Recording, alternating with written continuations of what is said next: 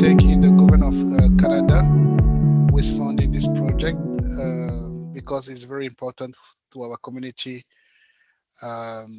what we're learning from these workshops. I want to thank also our guest speaker of today, Rosie Mensah, for accepting this invitation. So I'm going to read the land acknowledgement. Since I'm in Red Deer right now, we acknowledge the land that Red Deer is now also traditional territory of the Métis, and we are part of Region 3 with Métis Nation of Alberta. We acknowledge and give thanks to all the many First Nations, Métis, and Inuit whose footsteps have marked this land for centuries. Thank you. I'm gonna introduce our guest speaker. Her name is Rosie. Rosie is a registered dietitian, a consultant, and a food justice advocate. She applies an intersectional lens to her work and advocates for, leads, and develops programs and services to address the health inequities experienced by marginalized communities. Rosie's goal is to include empowering people to enjoy good food and diverse cultures while nourishing themselves and their communities. Rosie, she can be found on Instagram at Rosie Mensah or www.rosiemensah.com. So I'll introduce our guest speaker. Well, thank you everyone for joining today. I'm really looking forward to speaking with you about eating well for healthy aging. As Joyce mentioned, I am a registered dietitian. I'm located in Toronto, Ontario.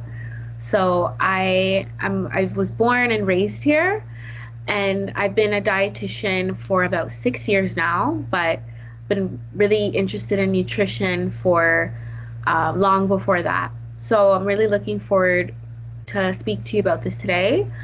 I just want to add that in today's presentation, it's for educational purposes only.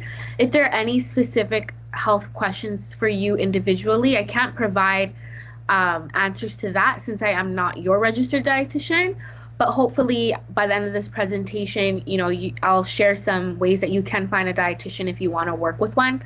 I think that's a great thing to have, to be in contact with someone who has that expertise that can really help you with your relationship with food and your nutrition. So feel free, if you do have questions throughout the presentation, to ask. I'm happy to answer them. And yeah, I really do want this to be engaging. I think when we're talking about food, a lot of good memories can come up, and I'd love for you to share them as I talk about nutrition and eating well for aging. Okay, so as we get started, I want to talk to you about the importance of this topic. So aging is a natural part of life. While we don't have control of the passage of time, we can control how we approach our health to some degree. So today we're going to focus on the dietary choices when it comes to aging, and how really choosing nutritious foods can help you live an active, enjoyable, and healthy life. So I want to emphasize that, as we get older, our body nutritional needs may change, and it doesn't mean that you can't still enjoy the foods that you love, but you may just have to pay a little bit more attention to what you're putting into your body. And this is important at any age, no matter if you're 20, no matter if you're 40 or 60. So it's just really important to pay attention to what you're putting into your body so that you can live a healthy, enjoyable life. So this is just an outline of some of what I want to cover today, but feel free to ask questions that come up. I'm happy to answer them. We're going to go over the importance of healthy eating, some common health issues related to nutrition that tend to happen as we age. We'll go over some of the nutritional needs for older adults, cultural influences on diet, which is really important, and we'll go over physical activity and lifestyle. I wanted to do a bit of an icebreaker because you don't know me, I'm new to this space, but you know each other, and I think that's great when you're able to come together with community. But I would love to know if anyone would like to share, what is your favorite food and why? Mine is okra. Okay, why is it okra? Easy to swallow. Okay, and you can make so many things with it too. Exactly, yes. What's your favorite okra meal or dish? I usually eat everything with okra, I'm okay with, yeah. Mine is, it's a traditional meal from Cameroon. It's called ndole. I really like it. I like to eat it with fries. I like to eat it with plantain. I can eat it with anything and I'll still eat it. I really like it. It's like a mix of spinach and nuts that you add together. You put meat, and I like it a lot. Sounds really good. Deodat raise her hand. Yes, mine is beans mixed with sweet potatoes. Sounds great. Yeah. Anyone else? And when you think about your favorite food, how do you feel? Oh, someone is in the chat. I love avocado. Lisa, I love avocado. My top one to go to breakfast is avocado toast. Yes. And I can tell when folks are talking about food how, you get happy. It's exciting to think about your favorite meal. And for me as a dietitian, it's so important to remember and remind people that food is so much more than the nutrients. It's really how it makes you feel, some of the memories attached to it, part of your culture, traditions. So that's all important when we're talking about healthy eating for aging, to keep that in mind as well, because we're dynamic. We have different experiences. We don't just eat just to stay alive. We eat because there's things that we enjoy that remind us of our childhood, different memories. So all of those things are important when it comes to nourishing your body. So why is healthy eating important? I think a lot of us can, know obvious reasons. We have to eat to survive. We need to eat to have strong bones. It impacts all aspects of our lives. So there's specific nutritional needs. So our bodies need these nutrients to function, just to be able to function in everyday life. And as we age, this can evolve. So that is an important reason. Additionally, it just helps us to prevent sickness and gives us more energy in life. So it's important to have a balanced and varied diet. So including different fruits, vegetables, whole grains, different meats, things like that. And one thing that I try to emphasize as a registered dietitian, I think I forgot to mention that I am Ghanaian. My family, so I'm born in Canada, my family is from Ghana. And an important thing that I try to always promote is eating your traditional, local dishes. Even when you're in Canada, and there's often a lot of maybe misinformation that suggests that one type of diet is better than another, which is not true. Because, if you grew up eating a certain type of food and so did your family, that's what's good for you. And it might just have to change a little bit as you are in a different place, but you can still have those foods. So that's also part of eating healthy. Another key piece is around the disease prevention. So healthy eating is a powerful tool in preventing and managing various health conditions. And a lot of this can happen with age. So as we age, a lot of chronic illnesses that tend to arise are often linked to your nutrition and what you put into your body. So this can be things like heart disease, diabetes, or osteoporosis, things like that. So nutrition and healthy eating plays a strong role in that as well. As we age, also our energy levels might look different. And we need energy to live a fulfilling and enjoyable life. And a nutritious diet provides the energy necessary for the daily activities that we want to perform. Nutrition also plays a role in our brain health. So foods that are rich in different nutrients contribute to maintaining your brain health, and often as we age, your brain health can start to decline, but nutrition and nutritious foods can support the reducing the brain decline, the cognitive decline as you age. Lastly, the important piece around bone health. So aging affects your bone density. So your bones are more prone to fractures. So if you fall, it could be a lot more severe than when you're younger. So a diet rich in calcium and vitamin D, so some very important micronutrients and vitamins, play a role in maintaining your bone health. So overall, we can see how important nutritious food and healthy eating is just to maintain all aspects of life. So instead of thinking about food just as food, just thinking about it as an investment in your overall health and well-being. And it really helps to allow you to navigate aging in a more meaningful way. So I wanted to talk a little bit about some of the common health issues in older adults, or some things that arise as we age. And something to note is that a lot of these health conditions are appearing in younger and younger people, and a lot of it is due to nutrition. So especially in Canada, a lot of our foods are focused on convenience, and there's a lot of fast foods, especially since COVID. A lot of people have been relying on takeout food, delivery food, not as much cooking, and that can contribute to developing some chronic illnesses. But some of these things look like cardiovascular diseases, arthritis, so inflammation, which can be attributed to different foods, like things that are very high in sugar, type 2 diabetes, vision loss, depression and anxiety, chronic pain, and other nutritional deficiencies.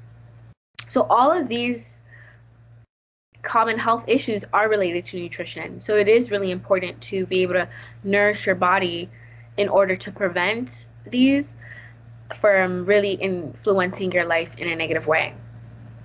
So now I want to focus a little bit on the nutritional needs specifically for older adults. But as mentioned, this is important for anyone at any age.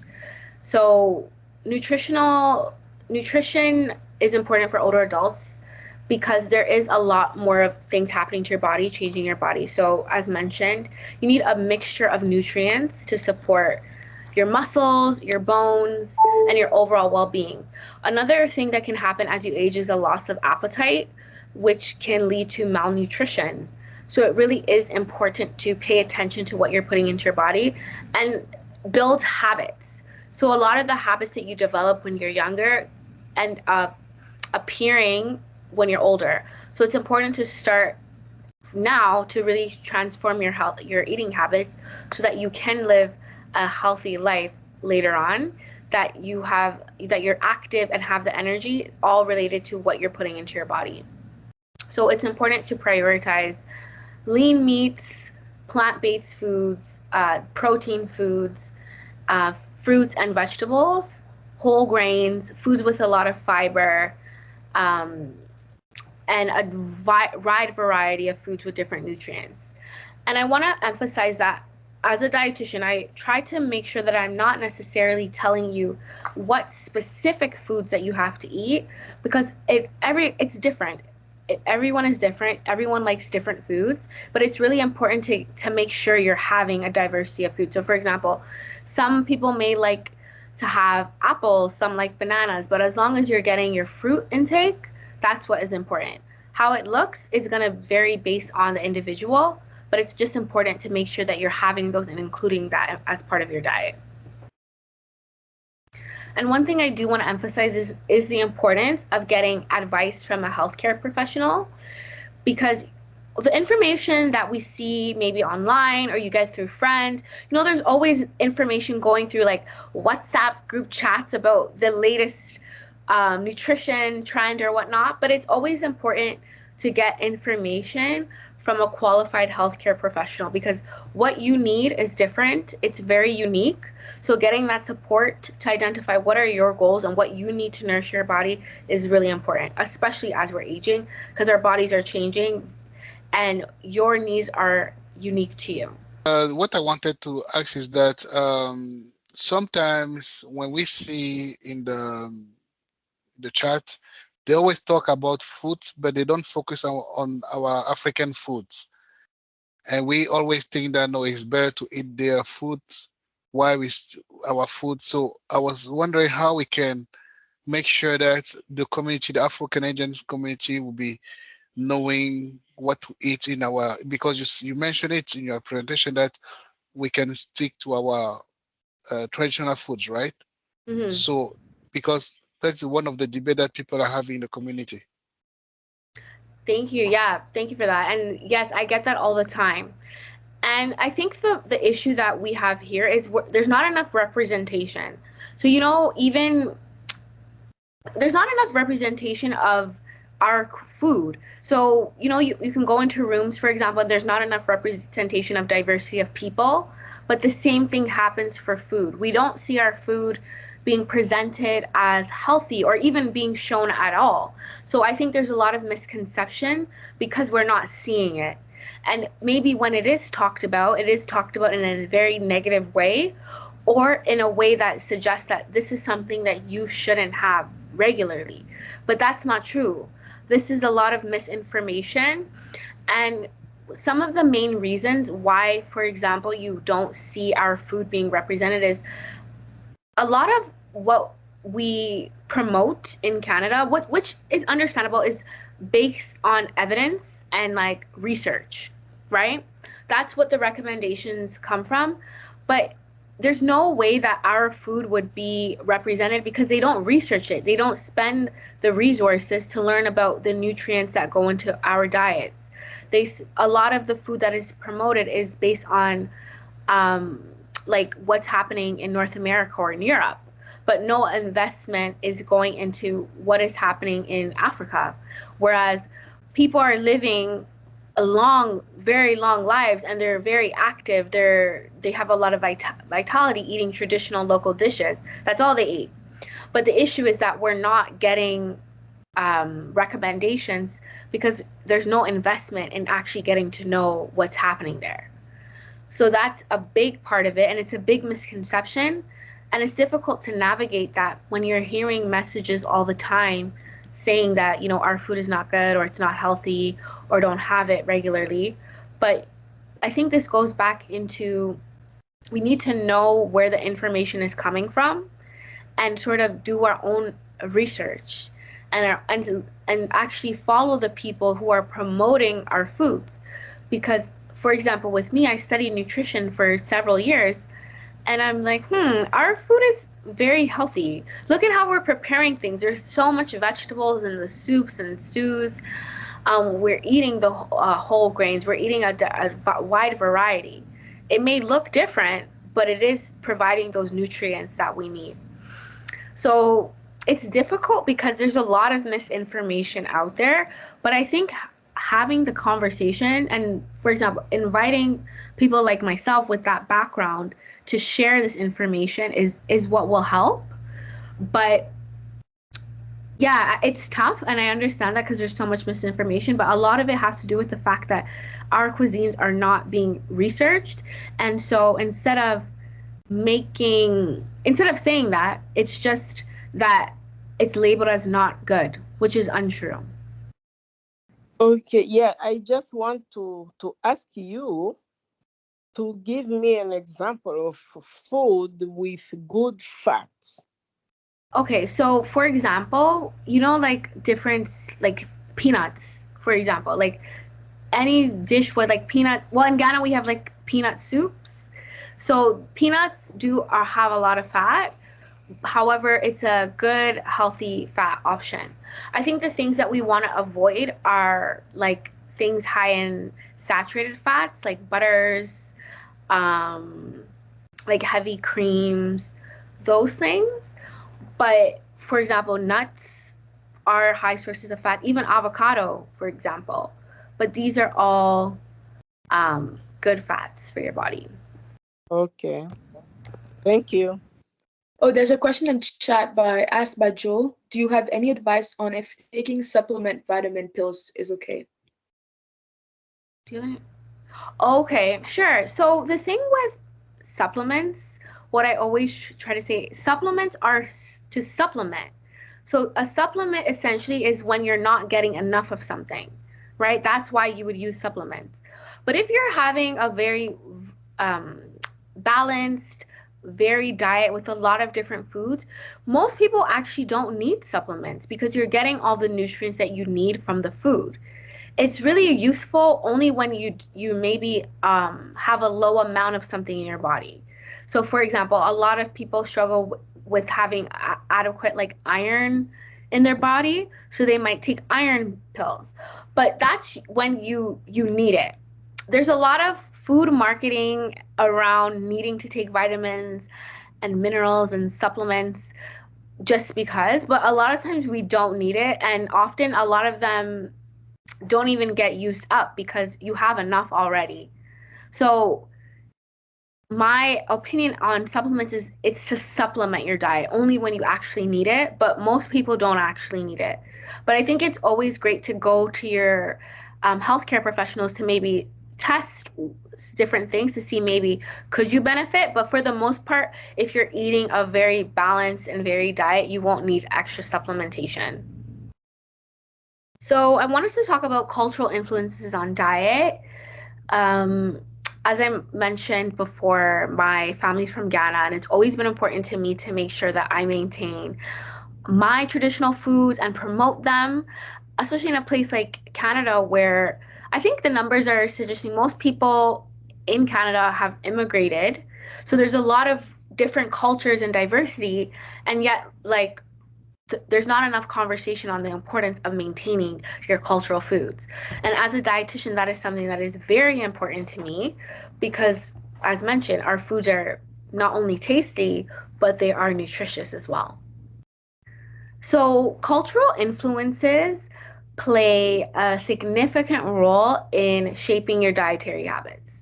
So where you grew up, where you came from, maybe you have a memory from maybe a parent or grandparent on the way they did something with how they prepared a meal. All of these factors play a significant role in how and what you eat. So some of this may include, traditional foods and practices. So how did you prepare certain dishes? Like, for example, back home, the way that they prepare one of our traditional foods, fufu, is different than how you might prepare it here, because there a lot of the time they're boiling and pounding like the cassava or plantain like from scratch, whereas here it's in a box, right? So it's a lot of different practices that you often have to adapt when you're in a different place. Back home too, there's a lot of communal eating, so sharing a meal, sharing together, eating together. Whereas over here, not always, not so much, and it's not even promoted as much. There's a lot of staple food, so you might have grown up eating a specific food every single day. Like, for example, I know my dad, he eats fufu every day. That's how he grew up. That's what he likes. That's what he has. And, that's important, having that staple food as well. Different grains and legumes, so beans, nuts, and seeds. Having indigenous vegetables, so maybe things that you aren't able to find over here that you had growing up. Use of different spices and flavor. And again, back to adapting to local ingredients. So how do you actually maintain that while you're here? And it might be difficult to access the foods that you had access to before. So as a dietitian, and when I work with clients from who maybe immigrated or newcomers, one thing they always ask me, like, can I still eat these things, eat these foods? And yes, my answer is always yes. But the difference is that it might be prepared in a different way. We might just not have access to the same items. You might not have the same tools. So all of these things are important to consider. But you can, and if there's one thing you take away from this presentation, is that you can eat, and please do eat, your local cultural foods, because they're nutritious, tasty. It just might look a little different, and you might have to adjust your lifestyle a little bit. So some options for different cooking techniques and maybe healthy alternatives. Pay attention to the nutrition label. So the example that I gave you with the fufu being pounded versus being in a box, oftentimes when it is processed, there's maybe a lot more sodium added or other ingredients. So pay attention to those things. When you are maybe buying a processed version of something that you're used to, try to pay attention to what's in it. And you might have to make modifications because of that.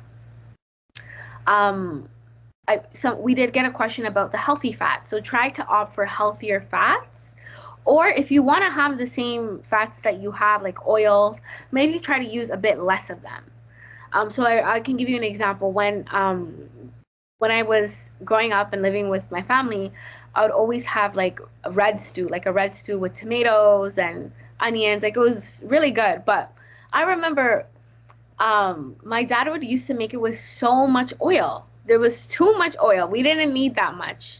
And that's just how, he grew up eating it. So one thing, it's like, you don't have to completely change the recipe, but maybe reduce the amount of oil you're using. So that's something that you can start to do. So you're still maintaining and still having those foods, but you're making a modification that can help you improve your health. So things might have to adapt a little bit, but you don't have to get rid of the foods that you enjoy eating. That's what I really want to emphasize. So for example, maybe if you're used to having fried fish, you still have that occasionally, but maybe you want to try grilling or roasting or baking or even steaming. So a different way of preparing the same item. And definitely, if you want to manage your sodium intake, so trying to use more herbs and spices, which we already do a lot of. So these are some ways that you can still maintain the same diet and, well, to a certain extent, but make it work for your lifestyle here. Any questions about that? I just want to say that this topic of diet is very important, because we are getting in a place where there will be a generation of Afro-Canadians who will be living in seniors' homes, and we won't be used to those food that is provided over there, because they'll be growing up or living with a specific type of food that is coming from Africa, and that is going to be a very big challenge. So it's a duty for us to try to find solutions to solve that. That is a great point. And I think a piece of that, going back to some of the other work that I do, goes around advocating as well. Because just like we were talking about earlier, why is it that our foods are never presented as healthy? There's not enough attention being given to this. And like what we're discussing around maybe having to live in long-term care and the options, we need to really advocate that our foods are there. Because if we can prepare them at home, they can prepare them in long-term care homes. It's just a matter of us advocating and using our voices to really ask for these things. And I think a group like this coming together, there's an opportunity even from now to do that work. That's how things change. Because going back to what I mentioned earlier, a big issue with older adults is around malnutrition, right? And imagine going into a long-term care home and you don't like any other food. You're going to start to waste away, and which can reduce your lifespan. So it is important to start to think about that, and thank you for raising that. We all need to take part in really advocating for that, so you can live your life enjoying the food that you're eating. Noel? Yes, I have a question. It's about the cooking time. Normally, from what I hear, say our food, we take too much time cooking them, and the more we cook them, the more we lose some nutrients. Is that true? Oh, that's a really good question. So it actually depends on what you're cooking. So some nutrients, when you cook them for longer, some foods, when you cook them longer, they lose some nutrients. But some foods actually, their nutrition, you can absorb them better when they're cooked. So it depends. I think okay, it's not significant. So the nutrition that might be lost, it's not a lot. Even if it's a few nutrients, it's not a lot. There's still all the benefits to cooking it and preparing it. So it's not significant. It might be just a bit, but like I said, some things like, for example, like green vegetables, or things like carrots or red peppers, those sorts of foods, they're more easily absorbed when they're cooked. So it depends, and the nutrient loss is very minimal. We have a question in the chat. Is there any food we could replace our more unhealthy food with to have a similar result? Do you mind putting an example? I think, okay, so maybe I'll give you an example. For example, if you're used to having going back to a fried fish, where maybe you're deep frying it, one thing you could do instead, it maybe not give you you can maybe try an air fryer, where you don't really have to use any oil. You can just put it in the air fryer. So that's one way. Or maybe you can use, you can bake it or grill it. So that's another way to try to maintain the dish, and make it a little bit more nutritious. Or for example, let's say you're used to eating okay, maybe you have a meal with rice and stew and meat. Instead, maybe you have that, but you add some vegetables, more vegetables to your meal, on the side. So you're still having that, but you're making it a little bit more nutritious and having different foods in it. Yeah. So I always try to emphasize, you don't need to get rid of things. It's really think about as adding things, not removing. Think about what else you can add to your diet to make it very balanced, have a variety. I think that's the best approach. What else can I add? I want to say that, what would you say about canned food or frozen food, using it as an alternative? Instead of some people they're lazy to cut the vegetables, so they buy frozen or canned. I would just say about those ones instead of the vegetables you cut and you put in the food yourself. Perfectly fine. Perfectly fine. Okay. I think there's a stigma around it always having to be fresh. But the thing with these canned foods, so when they're canned, they are canned at the time when they have the most nutrition. So their nutrient is at the highest level when they're canned or even frozen.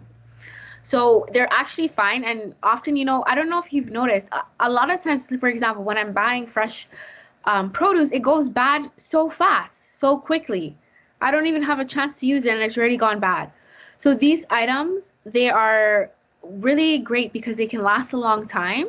You may need to wash them. If you have cans of beans or things like that, or vegetables, you want to rinse them, get the sodium off.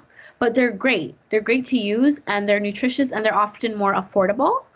So I think there's a lot of misinformation around the use of them, but they're a great option. Is there a time in the day where we should or shouldn't be eating? Well, I eat when you're hungry. That's the time. And don't eat when you're hungry. No, there's no, again, everybody's situation is so unique, right? So it's really, I think it's so important for us to be able to listen to what our body needs. And there's so much information out there telling you, don't eat after this time, start eating at this time, you have to do this. But you really need to listen to what you need and what your body wants. That could take time because maybe for many years you've been following a certain regimen that didn't work for you. But eating when you're hungry, when you feel the urge to eat, when you desire that. But will you recommend to eat something like fufu after 11 or 12 p.m.? If I'm hungry, can I eat fufu? It's too heavy. I guess it depends. What time are you going to sleep? because I think it really does depend, right? Everybody's so different. Maybe someone, that's what they prefer. It does depend. So it is hard to say. And that's why I do really recommend you speak to a health professional that can cater to your needs specifically. But I don't think there should be any restrictions. It's really about listening to what your body needs. There's another. My body, yeah. Go ahead. Joel is asking a question. He's been trying to. What is the amount of coffee is all right for a body? He's been trying to cut off on the coffee slowly, but of my life, because I've heard it's not very good. So, do you have the statistics? No, I don't, but I will find that for you. I guess, again, so what I'm going to go back to is, how do you feel? Like, if you feel like your heart's racing, you have a lot of anxiety, like you don't feel good, then, that's an opportunity to explore that. But if you drink coffee, and you feel fine, you may be okay. But I can find that for you. But again, there's a lot of misinformation. So that's why I go back to saying, what do you need? What does your body need? Start to tap in and listen to how you feel. Next, well, actually, great that we're talking about coffee, because my next slide is on hydration, which is very important as well as we age. So staying hydrated, staying hydrated with water. Water is a fluid of choice. It's important to help you maintain your activity. And something that can happen as we age, you may not, just like with food, you may lose your appetite, you may not get as thirsty. So you may not be able to have that regulation. So it is important to maintain your fluid intake. So I know a lot of people use different apps on their phone or set reminders to drink water. So that can also be a great option. Okay. So as we aging, we have to drink a lot of water, is what you mean? We need to drink a lot of water at any age, but when you're getting older, sometimes you're not actually feeling thirsty. So that's the challenge. Yeah, so you might have to just have that reminder more regularly. That's a risk. So you have to pay attention to that. Essentially, physical activity and lifestyle. So as much as we talk about food and hydration, a big part of that is, and maintaining that, is also your physical activity. So making sure you're moving your body, you're staying active. You're putting all these great nutrients into your body, but you need to be active. That's how we live a long, fulfilling, active life. You have to be moving. And doesn't mean you necessarily need to be doing all this extensive exercise, but it can be, going for a walk every day, going with a group of people, going with friends, finding an exercise routine that feels good to you, maintaining your building muscle and maintaining muscle. So finding a holistic approach to your physical activity. Over here in Canada, I find a lot of our lives are focused on convenience, what's close to us. We don't want to move. We don't want to be active. We're in our cars. We're not really walking, a lot of the time. So just finding ways to stay active is really a part of related to the healthy eating piece, especially as we age. So just focus overall on a very holistic approach. And that is, I would say, a great way to maintain your health as you age. So that ends off today's presentation. I did also include a few community resources. I tried to find some opportunities in Alberta, but I had a hard time finding nutrition resources or groups. But I don't know, maybe people know of some we can share today with everyone. But I've included the College of Dietitians of Alberta because there's an opportunity you can maybe find dietitians that you may want to work with. And then I also included community health centers because they often have a lot of programs and other resources that can be supportive when you are trying to learn to eat in a nutritious way or to be physically active. Oh yeah, it was about like the physical activity part. Mm-hmm. So if you're someone that's like really into like you do a lot of activities, should you be changing your diet to fit those needs, or because should you be like eating more of some stuff? Yes, the answer is yes. So for example, if you're trying to build more muscle, you may want to eat more protein foods because you need protein to build muscle. If you are doing a lot of like exercise in general, you might feel hungry, so you need more calories just to maintain, your exercise. So it does play a role for sure. And it depends on your goals though. So it depends on what you want to do and what you're trying to achieve. You're welcome. And that's why I do emphasize definitely try to work with a health professional because everything is so unique based on the individual. We're all different, all have different bodies, have different experiences, and we need information unique to us. Of course, there's general information we can all follow, kind of what I spoke about today. But I think if you are interested in learning more, definitely get that extra support. What's my opinion on protein powders? So my opinion on protein powders are similar to when I discussed supplements earlier. If you need them, right? So we can get protein from a number of different foods. So if you're able, and the thing with, so the protein powder is isolated, like it's just protein and like other ingredients. Whereas like, let's say you're having like maybe nuts, like some nuts, you're getting like the healthy fats, you're getting protein, you're getting like different nutrients, not just the protein. So that's why as a dietitian, I always emphasize trying to get things from food first and then using these other things just to supplement. Because often they're also very expensive.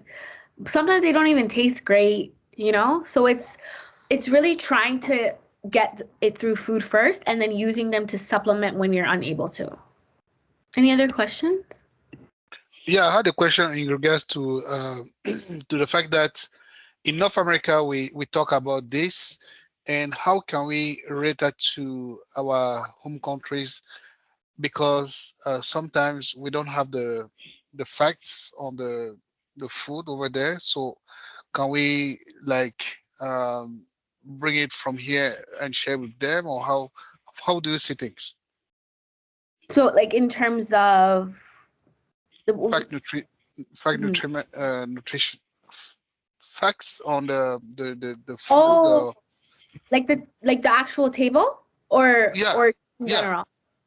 No, the actual table. Like if we have to eat like pundu, or these are the nutriments in in each of our diets. Yeah, that would be difficult if they don't have it. The one thing that I can say is perhaps, sometimes there's foods that are very similar to one another. So if you are able to maybe, it won't be exact, but you can maybe borrow from one food item and use the same information. I'm trying to think of an example. Like, for example, if you're comparing two different types of beans, they're not going to be the same thing, but maybe the information that you're getting from one item, like over here, you can use it for the other one. It's not going to be exact because you don't have, like, it goes to get that information. There's a lot of testing that goes into it, but if you don't have that, I think that's the best you could do. Yeah, but I think it goes back. So it goes back to, we need to have these things in our country. I know I was working on something in Ghana because they wanted to get that more, but I think it goes back to like the advocacy and seeing how important it is to have it, to make things happen and change. Yeah, because if we have that kind of information, depending on the age, I might know that, okay, instead of eating too much ndole, I'm gonna be eating more beans and rice, so that will help me to choose what kind of food to eat and avoid certain type of Okay, are you wanting to know like where to find it, or no, like to put it in place so that we know. Oh, okay. So, Yeah, okay. Yeah. fact nutriments, something like that, you know. Like we know that, okay, if I need to have bones, something that will help my bones to, you know, this is the food that I have to eat. If I need to have more muscles, this is what I have to eat in the African diet. Oh, okay. I get you. I get what you're Yeah. saying. Yes. Do we have something like that in place or no? Or no? Maman Oh, nous dit non. Non, on n'en a pas? not that I know Yeah. of. The only thing that I can think of and what I start seeing a lot more, like there's a lot of dietitians that I'm seeing, like for example on social media from different countries. Like for example, like Ghana, I see South Mm. Africa. They're trying to start that now. So they're trying to say, okay, from the foods that we have here, this is what would be good for someone. But we don't have, not that I can think of anywhere you can go maybe online or read. I don't think that exists at the moment. But I think that is something really important. And for me as a health professional, thinking about how did we create something like that. But it doesn't exist right now. It'd be very useful, you know. Mm-hmm. Yeah. If we can have more dietitian on the continent that can work together and put that in place so that I know that in the Cameroonian diet, this is what I can take. This is in Ghanaian of every coast or Congo, you know. So then if I'm visiting the country and I want to avoid maybe Right.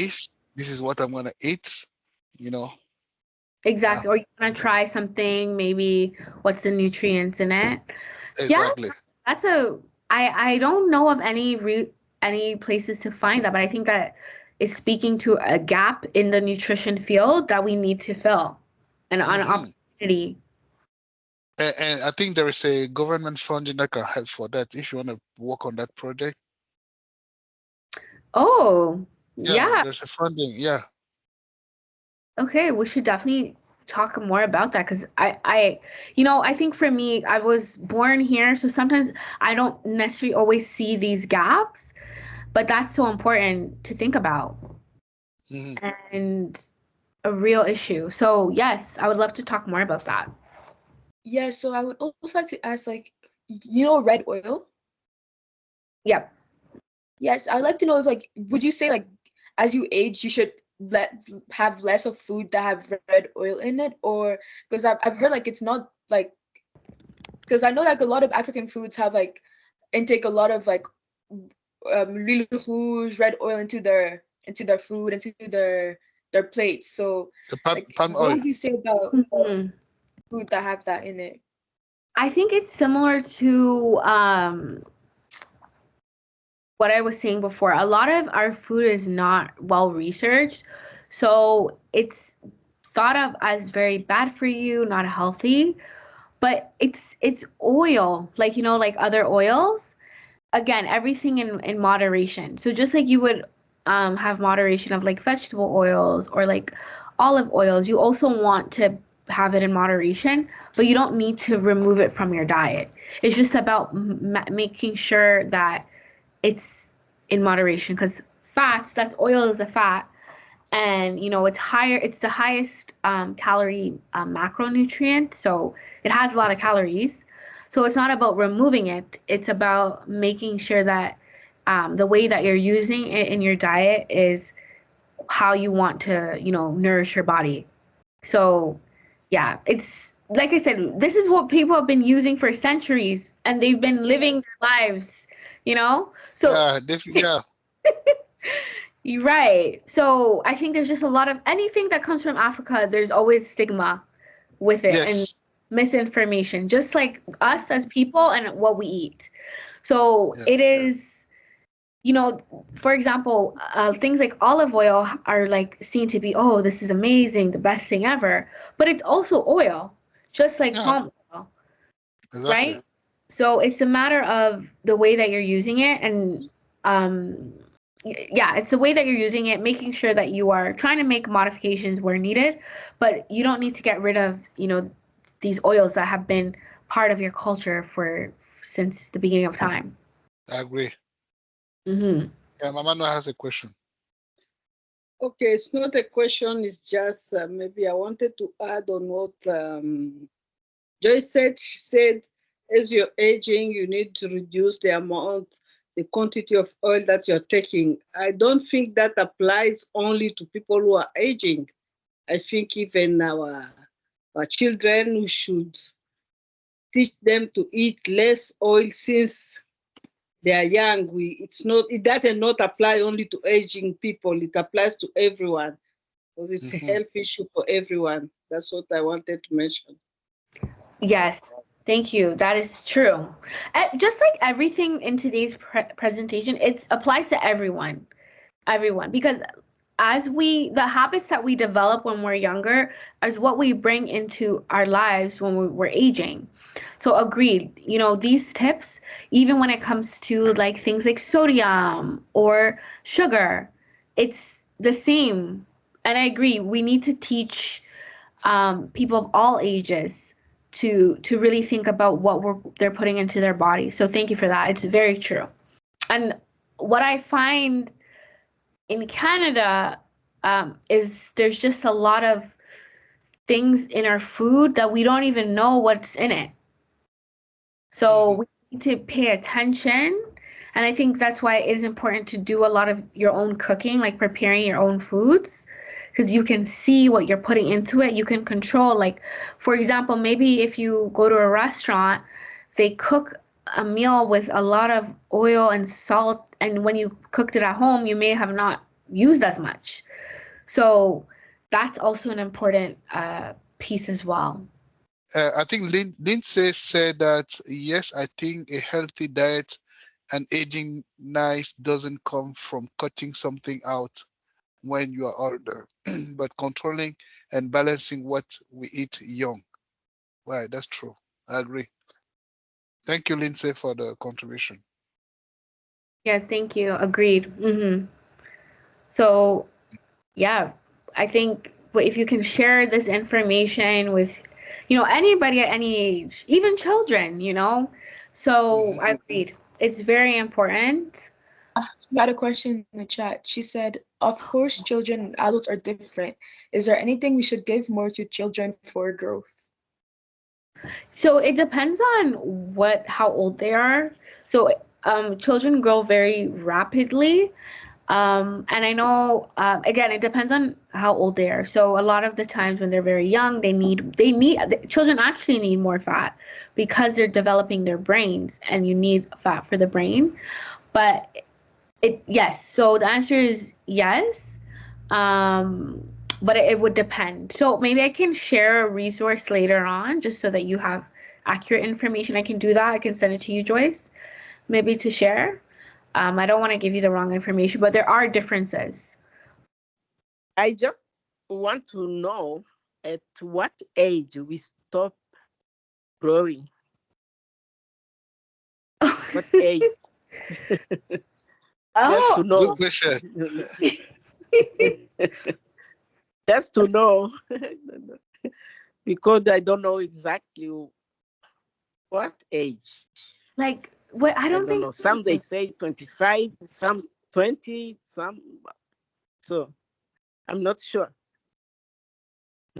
I'm not sure either. I'm sorry. I don't know. I don't know. I'm not sure either. That's a really good question. I don't know.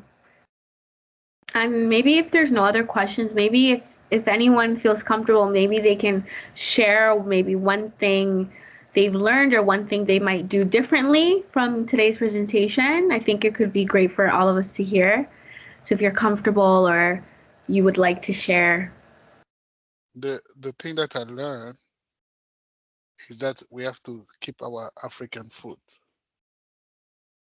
Instead of thinking that they are not good enough for us, why people have been eating that for centuries, then we don't need to follow what the media or other specialists are saying. That is what I learned. Thank you so much for sharing that. My pleasure. Thank you. Thank you. That's why one of the reasons why I became a dietitian, exactly, because Even with my dad growing, like I mentioned before, all he ate was fufu. That's just what he liked to eat. And I remember him telling me he was told that he had to stop eating it. And that kind of made me think, why? Like, and start to do some digging. So that's what I hope to promote, to really change that belief, that myth. It's a myth, so that we can enjoy our foods, because not only are they delicious, they're nutritious as well. So thank you for sharing that. Absolutely. I also learned that we really don't need supplements. We take them only if we need them, because that was also a myth that when you reach a certain age, you lose almost everything in your body. You have to have a supplement of this and that and that and that. So knowing that it's not automatic, that we get enough if you're eating well, you don't need to add supplement, is a is something that I take from this presentation today, and I'm grateful for that, because I don't like the supplements. So now I know that if I'm eating well, I don't really need them, because sometimes it's like a pressure. No, at your age, you should start taking this and this and that. So thank you for that. You're welcome. There were 2 other comments in the chat. So Lisa said, I will be enforcing good eating habits young to my kids so they don't have to learn these information when they're old. Yes. So this can be shared with, that's a great idea. And I think it would be really beneficial for them. And Donna said, I've learned that everything needs to be taken with moderation and not to believe everything you read on the web. Yes. Yes. Exactly. When you were talking about being active. I think you just say it broadly. You need to really get into it, like being active. What is the minimum that someone can do? Like here in Alberta, it's too cold during winter. You don't even want to put your nose out of the door. So what is the minimum that can be done to make sure I'm active, even though there is the bad weather, the snow everywhere? What is the minimum? That's a good question. And yes, I've heard how cold Alberta is. So I'm gonna find there's physical activity recommendations, but I think kind of going back to what I've been even talking about nutrition, it really depends on your body. All of this requires you to really think about what feels good to you, and there are physical activity recommendations, but maybe that just doesn't work for you at the beginning. Like, you can build towards it. So one strategy that I would say, there's a lot of resources online, like even YouTube. So you can stay home, and there's a lot of examples of activities you can do at home that are really great. So that's an opportunity. I'm gonna put in the link. There's physical activity recommendations, but like I said, it is depending on your body. So the government of Canada recommends adults, including seniors, at least 150 minutes of moderate to vigorous physical activity per week. But you can do that from your home as well. So it's hard for me to provide anything more detailed than that, because it does depend. But I think YouTube is a really great resource to find things that you can do at home. I know I use it myself. That can be a great place to start. Oh yeah, and to add to that too, what I also say is like you said, YouTube, putting videos on maybe people that are doing physical activities and you copy them, or even stuff you can do at home, like walking up and down the stairs, moving, or even like your everyday to day basis. Like if you go to church on Sundays, do it more often, meaning it's something that you like to do, right? Going to church, maybe if every morning, like maybe 3 times a week, now you go to church, because it's a physical activity that you do that you like to do. You don't need to force yourself to do something that you don't want when in your everyday basis you already do some type of physical activity. Like that's what I would say. Thank you. Yeah, exactly. Like for example, when it's warmer outside and I'm like taking like the bus or something, I usually will get off a couple of stops early to walk because I'm already going home. So maybe I'll just, if I want to be a little bit more active, I will walk more. So stuff that you're already doing, but incorporating that activity. We have a comment. I've been contemplating buying an air fryer, and after this presentation, I might makes me want to get it. I dislike oily food, so I think it's a great way to still enjoy my food. Yes, great. Happy to hear it is exactly. And you can make so many things in the air fryer. It's really amazing. Like the potential. That's great to hear. Yeah. Yep, I also recommend it. Honestly, it's easier too because now you have a timer and you have like your choice on how heated you want your food to be or not. So I don't need to be at the food when it's cooking. I can leave, come back, and my air fryer would have stopped or would still be going on and telling me, oh, you still have this amount of time left before your food cooks and stuff like that. So I feel like it's also a good thing. So it's less risky because oil, you leave, you go, and you could have a fire that starts in your house and you don't know. I feel like, yeah, it's a really good like alternative to fried food. Right. And we have another comment. African food for the win. I will keep eating my fufu in peace, knowing it's healthy now. Yes, exactly. Please enjoy. Enjoy it. I think we almost at the end. Any Mhm. additional comments from you, Rosie, or is that okay? Yeah, no, thank you so much for joining me today and allowing me to speak with you and share some advice on nutrition. Like I said, I feel like we've really summarized the key takeaways, and I really hope that you can, live your day-to-day life knowing that, your food, enjoying your food leads to having a healthy life. So it is important to enjoy what you're putting into your body. So yes, continue applying these suggestions, and then definitely I think it is important to continue to do your research and continue to learn. But yeah, I really appreciated the time. So thank you.